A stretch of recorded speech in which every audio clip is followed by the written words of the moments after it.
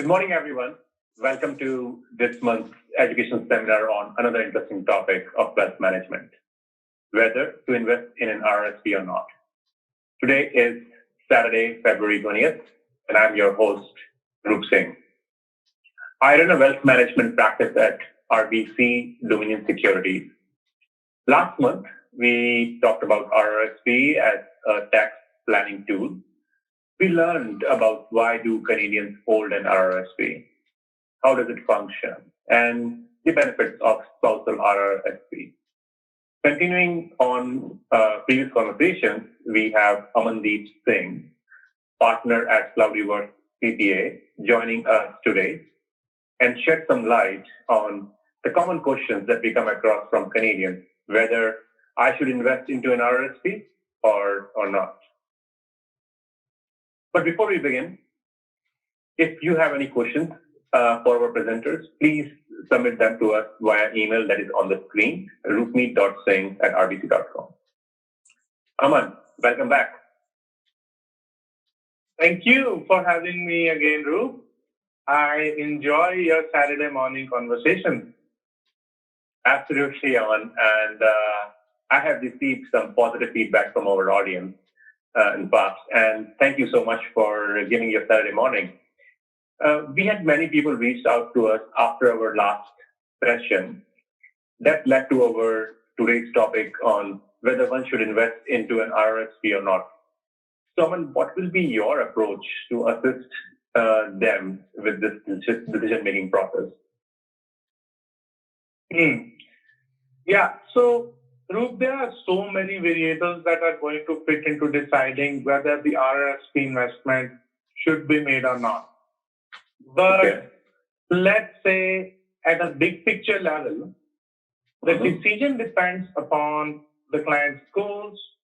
It depends upon whether they want to buy a house, are they planning for tax reasons, or they're planning for retirement, etc. But here I would like to mention that I do not provide any specific investment advice.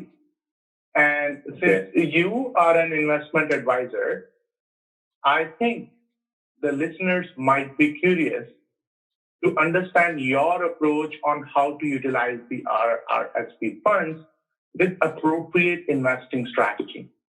So can you shed some light on that, please? Thank you, Aman, for this question. I think for every client of mine, the first and the fundamental criteria is to, going through the enhanced discovery process, as well as understanding their goals and objectives. This process has allowed me to learn about their risk appetite, time horizon, volatility appetite, and also the preference on the types of securities. If I give a very common example that I've come across would be, some of my clients would like to invest into an RRSP, open an RRSP account and invest into an RRSP in the occasion when they are buying their first home. Other set of clients would not like to touch the RRSP until they retire, so the investment time horizon is much longer. So, after a thorough discovery process, I build a portfolio for my clients in the most cost-effective way, as well as providing a professionally managed investment strategy.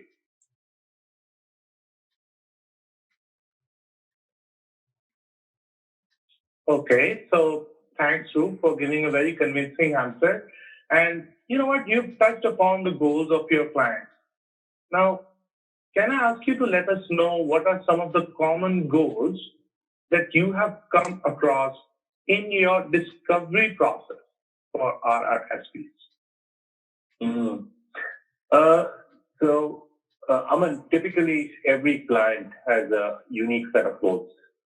I would say some of the common ones, if I reflect back on all the discovery process I've done, would be, savings for retirement. This could have any different time frame. For example, someone early on in their career may plan to retire in about 25 years or 30 years.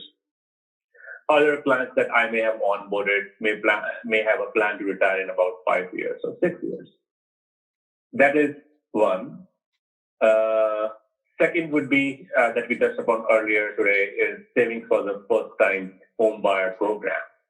And the strategy for those particular clients would be to have maximum liquidity available in the RRSP as possible.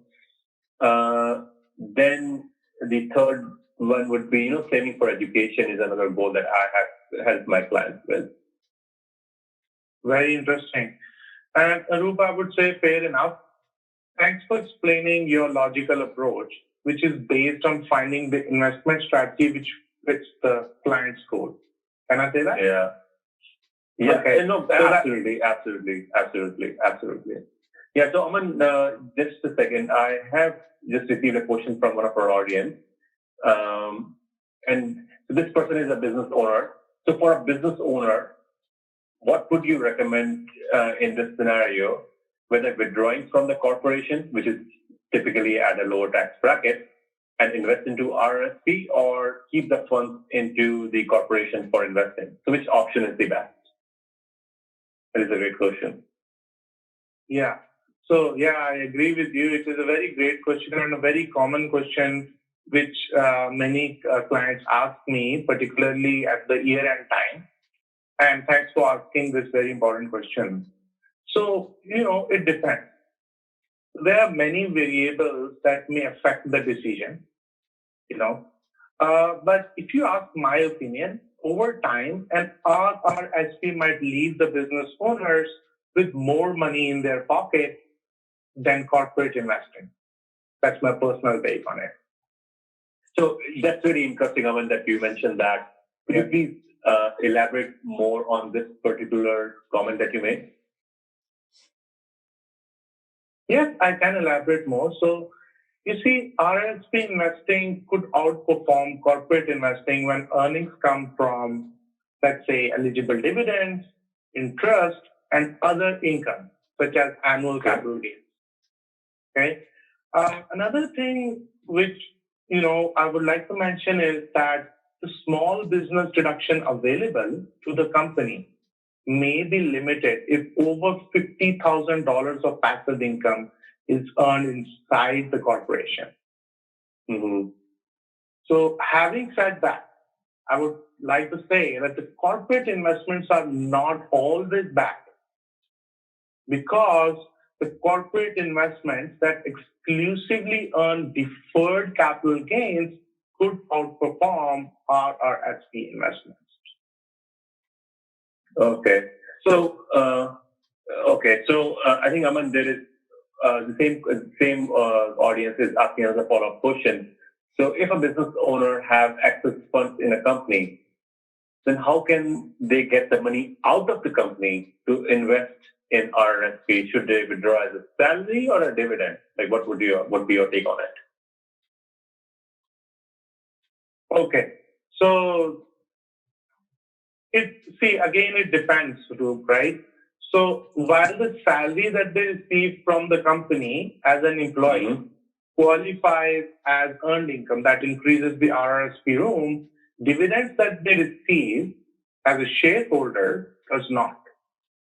Okay. So what happens as a result is that if they want to invest in an RRSP, then they must pay sufficient salary so that they have the earned income, which is necessary to generate the required RRSP contribution room.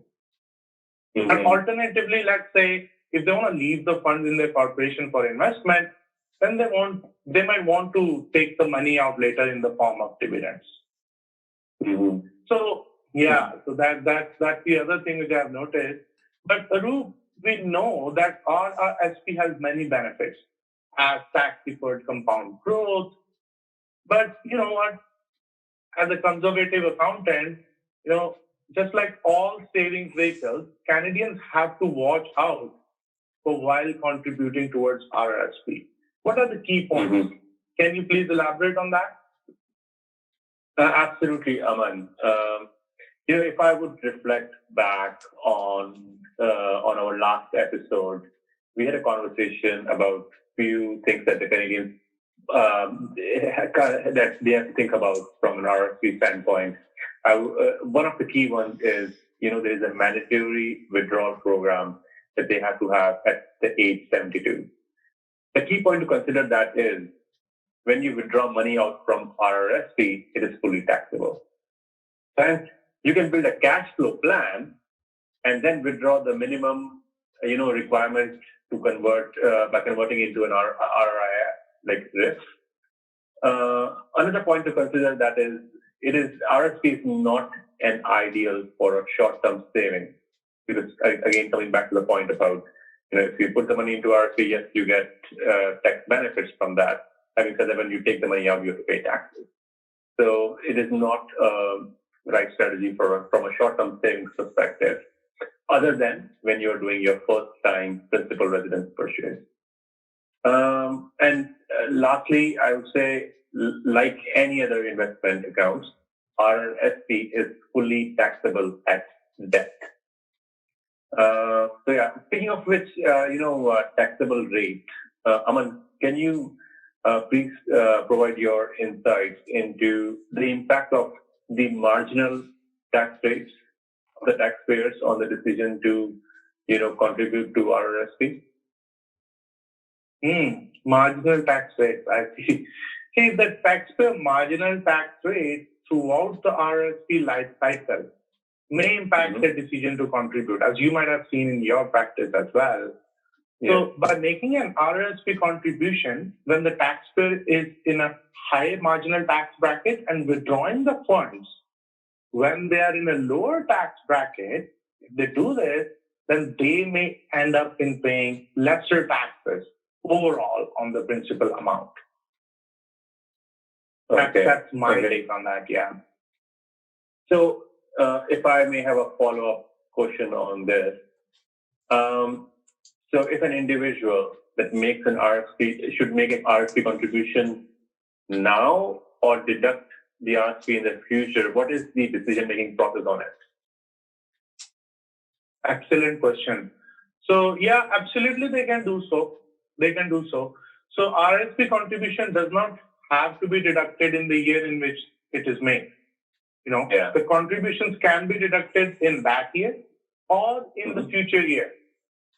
And Rup, as you already know, there are a lot of Canadians who have got impacted by the COVID, and they might not have taxable income in the current year.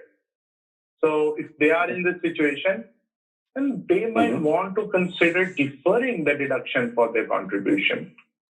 You see? Yeah.